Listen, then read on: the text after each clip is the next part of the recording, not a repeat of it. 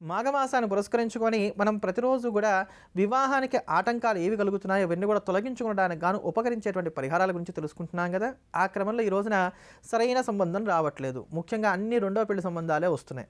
లేదా మరి పొట్టివాడుగా ఉండేవాడు, లేదా మరి హెచ్చుగా ఉండేటువంటి వాడు, లేదా అమ్మాయి కావచ్చు ఇలాంటి వాళ్ళు వస్తున్నారు. మాకన్నా వయస్సులో బాగా పెద్దగా ఉండేటువంటి వాళ్ళు, ఒక 10 ఏళ్ల వయసు గ్యాప్గా ఉండేటువంటి వాళ్ళు వస్తున్నారు. ఇట్లా అనుకున్నటువంటి సందర్భాలలో స్త్రీలకైనా సరే పురుషులకైనా సరే ఈ దోషం తొలగి చక్కటి సక్రమైనటువంటి సంబంధాలు రావడానికి గాను ఉపకరించేటువంటి పరిహారాన్ని గురించి తెలుసుకుందాం. దీనికి ఉపయోగపడేటువంటిది సాక్షాత్తు శుక్రవారమే. అందున ఈ రోజు శుక్రవారం అయింది, రథసప్తమి కూడా కలిసి వచ్చింది కనుక ఈ రోజు నుంచి అయినా సరే మనం ప్రారంభం చేసి ఈ పరిహారాన్ని పాటించుకోవచ్చు. దీనికి ఏం చేయాలి? శుక్రవారం రోజు రాహుకాలం ఉన్న సమయంలో, సాధారణంగా రాహుకాలం శుక్రవారం రోజు ఉదయం 10:30 నుంచి 12 గంటల మధ్యలో ఉంటుంది కనుక ఆ సమయంలో దగ్గరలో ఉండేటువంటి దుర్గా అమ్మవారి యొక్క దేవాలయానికి వెళ్ళి అక్కడ నిమ్మడప్పుల దీపారాధన చేయాలి. దీన్నే రాహుకాల దుర్గా దీపారాధన అంటారు. ఇది శుక్రవారం రోజు చేయాలి.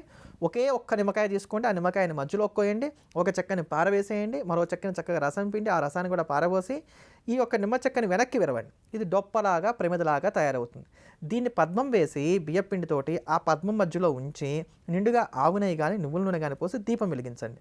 ఈ దీపమే సాక్షాత్తు దుర్గాదేవి. దానికే దుర్గా అష్టోత్తరంతో పూజ చేసి అమ్మవారికి నిమ్మకాయల దండ వేసి మీ మనసులో ఉన్నటువంటి కోరిక చెప్పుకొని ఇంటికి తిరిగి వచ్చేయండి. ఈ నిమ్మకాయల దండకి ఇన్ని నిమ్మకాయలు ఉండాలని నియమం ఏం లేదు. 11 కానీ 21 కానీ 51 కానీ 108 కానీ ఇట్లా సంఖ్యలో ఉండే విధంగా జాగ్రత్త తీసుకుంటూ ఉండండి. 11, 21, 51, 108 ఇలా జాగ్రత్త తీసుకొని నిమ్మకాయల దండ వేసి వస్తూ ఉండండి. ఎన్నాళ్ళు చేయాలి? మంచి సంబంధం కుదిరేంతవరకు చేయాలి. ఇలా చేయడం వలన మంచి ఫలితాలు పొందగలుగుతాం. రేపు పెళ్ళి అనేంత వరకు కూడా ఈ పరిహారాన్ని మానకుండా చేసుకోవడం వలన త్వరలోనే మంచి సంబంధాలు వస్తాయి. త్వరగానే మీకు సంబంధం కూడా కుదురుతుంది అమ్మవారి అనుగ్రహ ప్రభావం కారణం చేత. ఇటువంటి మరిన్ని విశిష్టమైనటువంటి పరిహారాల గురించి తెలుసుకోబోయే ముందుగా మన ఇంట ఉండేటువంటి ఐశ్వర్యాన్ని సంరక్షించేటువంటి కనకధార స్తోత్రాన్ని శ్రవణం చేద్దాం. లక్ష్మీదేవి యొక్క అనుగ్రహానికి పాత్రలమవుదాం. హరేః పులకభూషణమాశ్రయంతి భృంగాంగనేవ ముకులాభరణం తమాలం అంగీకృతాఖిల విభూతిరపాంగలీలా మాంగళ్యదాస్తు మమ మంగళదేవతాయాః ముగ్ధా ముహుర్విదధతి వదనే మురారేః ప్రేమత్రపా ప్రణిహితాని గతాగతాని మాలాదృశోర్మధుకరీవ మహోత్పలేయా సా మే శ్రియం దిశతు సాగర సంభవాయాః ఆమీలితాక్షం అధిగమ్య ముదా ముకుందం ఆనందకందమనిమేషం అనంగతంత్రం ఆకేకరస్థితకనీనికపక్ష్మనేత్రం భూత్యై భవేన్ మమ భుజంగశయాంగనాయాః. నువ్వు ఇంకేమన్నా చెప్పాలా? ఇంకేమన్నా అబద్ధం చెప్పాలనుకుంటే చెప్పేయి. నేను చూడాలనుకుంటున్నాను నన్ను మోసం చేయడానికి నువ్వు ఎంత నీచానికి దిగజారగలవు అని. ఎందుకు ఆలియా, ఎందుకు నువ్వు ఇలా చేసావు?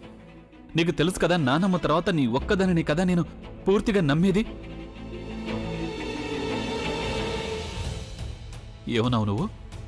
ఈ మధ్య అన్నిటినీ మర్చిపోతున్నావా? అది చాలు. వాటిలో ఉన్న శక్తి విషయాన్ని గ్రహించి మనకు వివరిస్తాయి.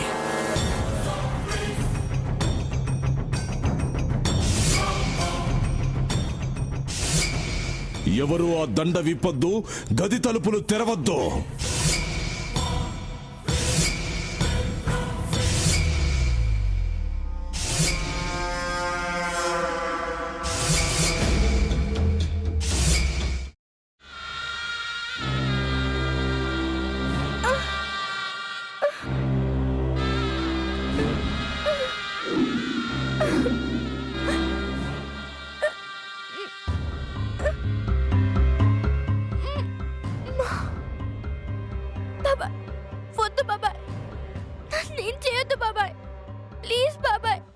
నీకు నిజం తెలిసినప్పుడే నా ఆలోచనలో నువ్వు చచ్చిపోయావు.